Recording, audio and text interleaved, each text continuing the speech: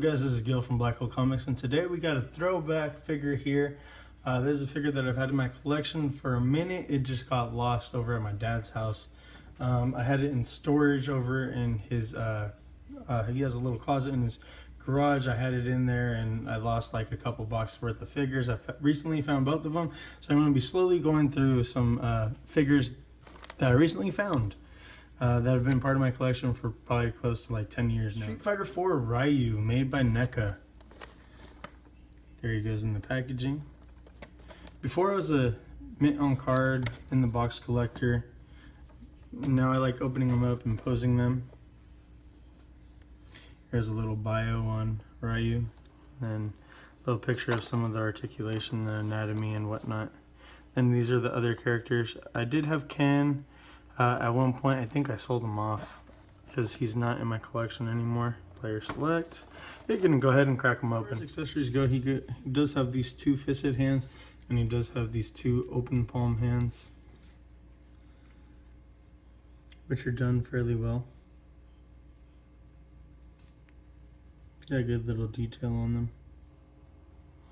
Looks like there's a little bleeding right there with the red on the skin tone. So I do gotta say this figure looks awesome.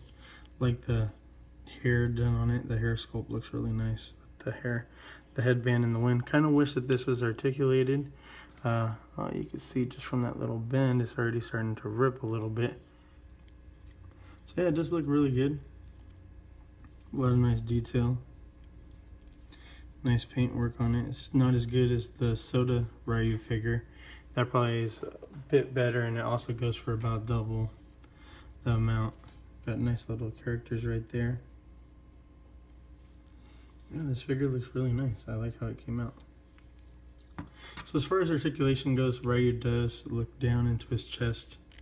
Can't really look up. Arms do go out about a 90 degree. Does have bicep rotation and double jointed elbows. There we go, double jointed elbows. Not the best looking joint right there, it's a little ugly looking.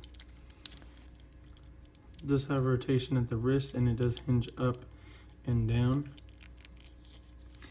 Let's see, can't really go forward, can't really go, you can go back a little bit. You can kind of go forward, not a whole lot. It's kind of hard with this because it's like a vinyl material. It's real rubbery. Doesn't really allow the figure to move a whole lot. Can kick out to the side.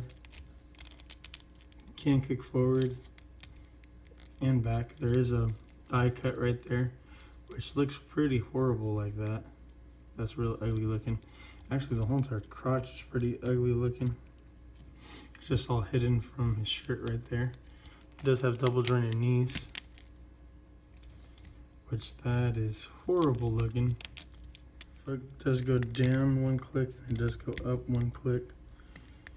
There is not really a whole lot ankle pivot, that's the most. It's not a lot. Then there is toe articulation. I feel like I can't even count that as an ankle pivot because it's kind of ugly looking. Talk about ugly looking, look at those toes. This figure is pretty old, it's close to 10 years old, so what do you expect? It's not too bad though. At the time it was a good figure. Trying to get him in a Hadoken pose, that's the best you could do with the articulation that's here. I really want to check out the Storm Collectibles figure because that thing looks amazing. I know that it has way better articulation than this. Kind of got to try to sandwich it in for it to try to get together.